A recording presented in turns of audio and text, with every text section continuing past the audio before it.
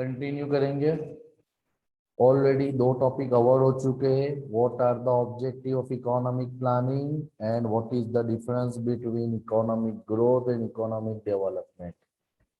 अब ये लेक्चर में हम बात करेंगे how to measure economic development.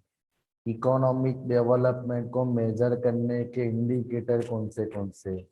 तो सबसे पहले ये समझ लो there are two type of indicator. एक है income indicator and second one is non income indicator, जिसके जरिए हम इकोनॉमिक डेवलपमेंट को मेजर कर सकते हैं। Clear. The income indicator include real national income राष्ट्रीय आवक and real per capita income माथादिक आवक। देखते हैं डिटेल में रियल नेशनल इनकम क्या है।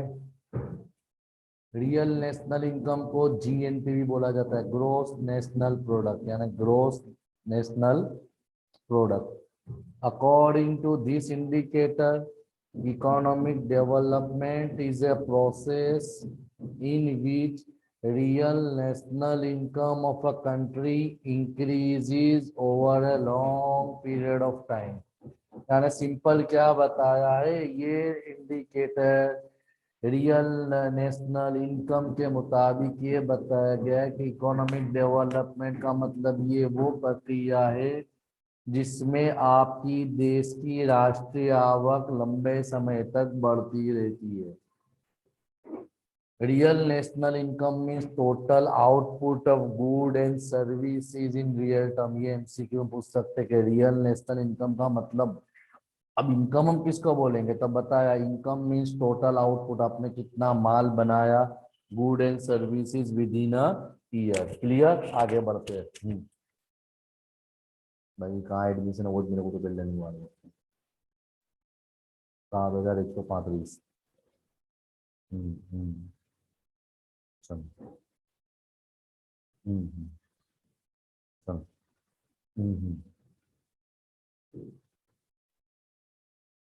Limitation.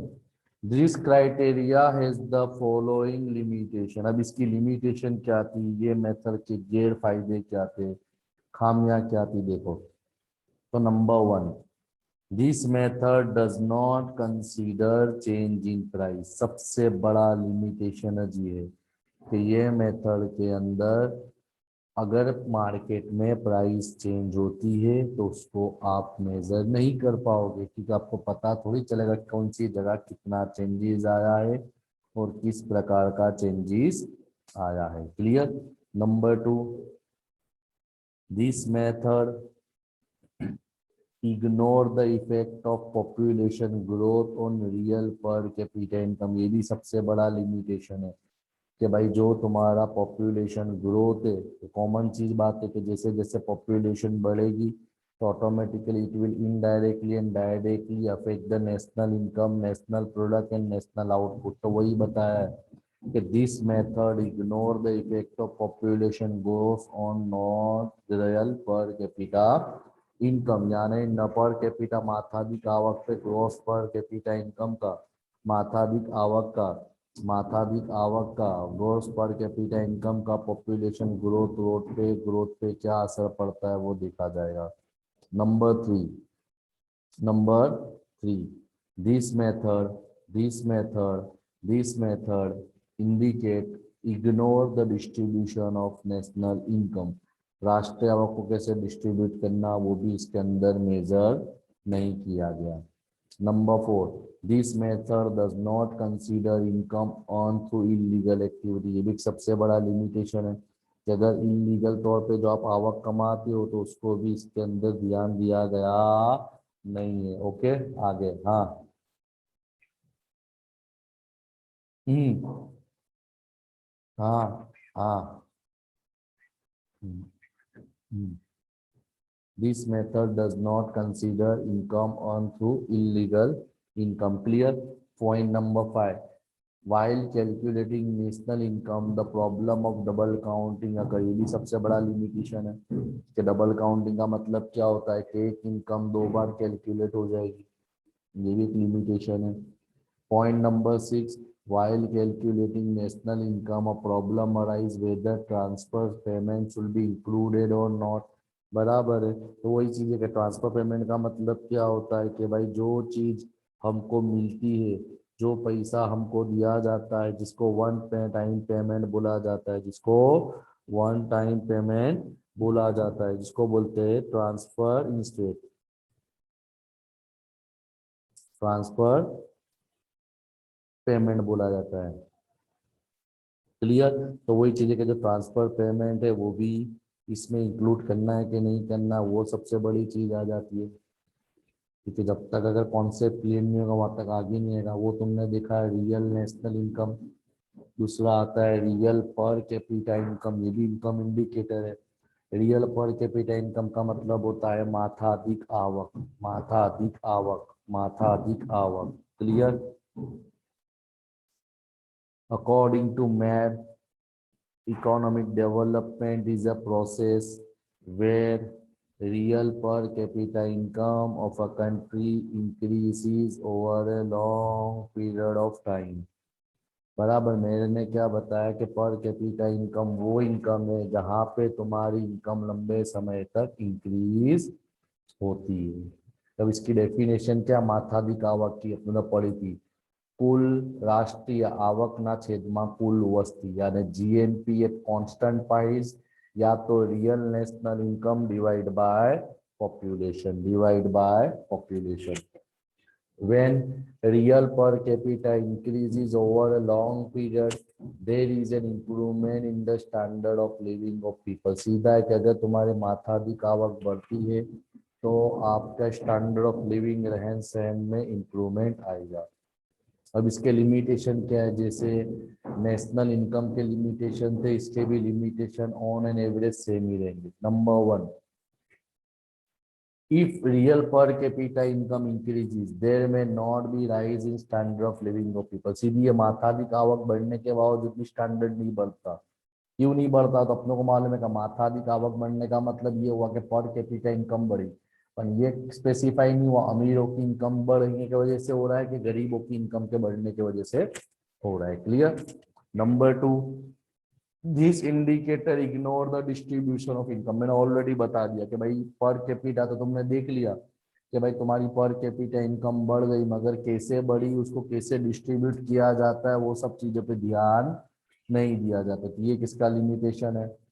Number three, it does not take into account problem associated with basic need of people. सीधी बात है, इसके अंदर आवक की बात हो रही है मगर लोगों की जो प्राथमिक जरूरत क्या उसके बारे में सोचा जाता नहीं है, वो चीज को इसके अंदर इंक्लूड नहीं किया गया।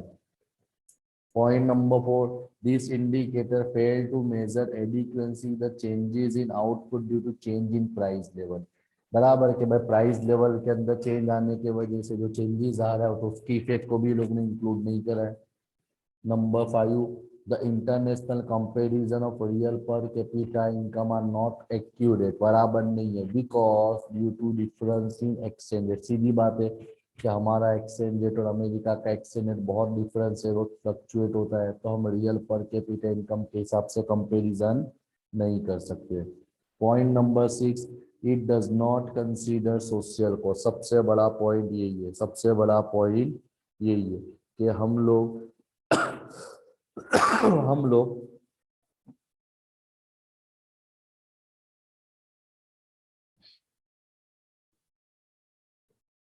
It does not consider social cost, यानी जैसे इसके अलावा भी दूसरे सब प्रॉब्लम होते हैं, जैसे प्रॉब्लम ऑफ पोल्यूशन, अर्बनाइजेशन का मतलब शहरीकरण, इंडस्ट्रियलाइजेशन।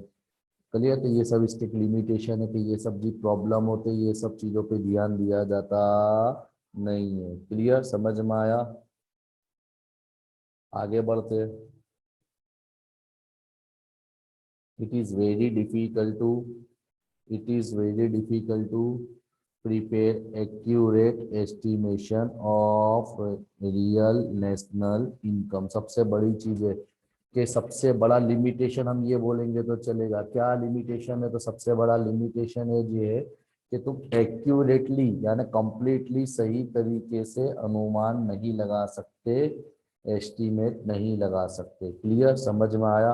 अगेन रिपीट करता हूँ, पॉइंट नंबर लास्ट क्या बोलता है, it is difficult to prepare accurate estimation, accurate estimation यानी कंप्लीट एस्टिमेशन आप लोग नहीं लगा सकते। क्लियर, समझ में आया? अब जाते हैं third point, physical quality life index, जिसको PQLI बोला जाता है। ये सब नॉन इनकम इंडिकेटर चालू हो जाते हैं। तो ये तो तुमने पूरा के पूरा 12th कॉमर्स में पढ़ा हुआ है, 12th कॉमर्स में पढ़ा हुआ है PQLI। इसको डेवलप करने वाले जो इंसान थे वो थे मॉरिस डी मॉरिस इन 1979। कौन से साल में? इसकी एस्टैब्लिश करने वाले, ये इंडेक्स को एस्टैब्लिश करने वाले इंसान थे मॉरिस डी मॉरिस 1979 में। This index is based on 3 element. आपने पढ़ा था कौन से 3 चीजों पे लेता है, तो नंबर 1 लाइफ एक्सपेक्टेंसी, इंसान की लाइफ एक्सपेक्टेंसी क्या है, इसका मतलब this show the average number of year for which person is expected to live, यानी इंसान कितने समय तक जिंदा रह सकता है। Number 2 literacy rate, literacy rate यानी कितने लोग ऐसे पॉपुलेशन में 15 बरस की एज तक जो कोई पर्टिकुलर लैंग्वेज लिख सकते हैं और पढ़ सकते हैं, लिख सकते हैं और पढ़ सकते हैं। And third one is infant mortality rate, यानी वो बच्चे जो अपना 1 साल खत्म करने के पहले मर गए। याद रखना मोर्टालिटी रेट 1000 में मेजर होती है, नॉट इन 100, यानी 1000 में से कितने बच्चे ऐसे हैं जो अपना 1 साल खत्म करने के पहले मर गए। तो ये 3 चीजों पे ध्यान दिया जाता, life expectancy, literacy rate, infant mortality. Life expectancy, literacy rate, infant mortality. अब आता है मेजर कैसे करना है। तो PQLI is a simple average. Simple average का मतलब क्या होता है, लाइफ एक्सपेक्टेंसी, लिटरेसी रेट और इन्फेंट मोर्टालिटी रेट का सरवाड़ा करो, उसको डिवाइड बाय 3 कर दो, that is called average. Clear? तो ऑटोमेटिकली आपको PQLI मिल जाएगा। It should be noted that MCQ में आ सकता है, the value of PQLI is between 0 and 100। ये हमेशा किसके अंदर होगी, 0 और 100 के अंदर होगी। क्लियर? अब आता है कोएफिशिएंट ऑफ कोरिलेशन, सहसंबंध। तो सीधा है कि लिटरेसी रेट और लाइफ एक्सपेक्टेंसी के अंदर पॉजिटिव कोरिलेशन होगा। क्यों? क्योंकि जैसे ही लोगों की साक्षरता बढ़ेगी उनकी लाइफ एक्सपेक्टेंसी बढ़ेगी। Number 2, negative correlation between literacy and infant mortality rate, यानी इन्फेंट मोर्टालिटी रेट और लिटरेसी रेट के अंदर नेगेटिव यानी ऋण सहसंबंध है। इसका मतलब क्या होता है कि भाई जैसे जैसे आपकी लिटरेसी बढ़ेगी बच्चों की मरने की संख्या कम हो जाएगी, यानी opposite direction. Similarly there is negative correlation between life expectancy and infant. सीधी बात है, लाइफ एक्सपेक्टेंसी बढ़ेगी तो मरण की रेखा ऑटोमेटिकली कम हो जाएगी। क्लियर? अब इसका इंपॉर्टेंस क्या है, तो सीधा बताया है कि when life expectancy and literacy rate increases, infant mortality rate fall, infant mortality automatic कम हो जाएगा। दिस इज कॉल्ड इंप्रूवमेंट, इसको हम इंप्रूवमेंट बोलेंगे PQLI में। And this index show the performance of a country in satisfying the basic need. इससे ये भी पता चल सकता है कि तुम्हारे देश के अंदर तुम्हारी कंट्री का परफॉर्मेंस क्या है, जिससे लोगों की जरूरतों को पूरा किया जा सकता है। इसके बाद के जो भी इंडेक्स है वो अपने नेक्स्ट लेक्चर के अंदर कंटिन्यू करेंगे।